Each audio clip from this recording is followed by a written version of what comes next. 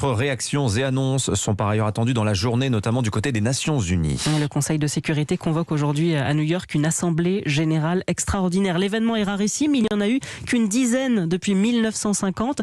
Alexis Guilleux, vous êtes notre correspondant aux États-Unis. Cette assemblée, c'est l'occasion pour les 193 membres des Nations Unies de s'exprimer sur la situation en Ukraine. Oui, et cette fois, il n'y avait pas de possibilité de veto pour la Russie. Impossible d'empêcher la convocation de cette Assemblée générale d'urgence, une procédure rarement utilisée par l'ONU. La Chine, l'Inde et les Émirats ont tout de même préféré s'abstenir. La Russie a voté non. Pour Linda Thomas-Greenfield, l'ambassadrice américaine, c'est le rôle même des Nations Unies qui est en jeu. Ayons le courage du peuple ukrainien qui se tient debout, courageusement, pour défendre sa démocratie, son mode de vie et son futur. Montrons-leur que le monde les soutient, que les Nations Unies ont un but.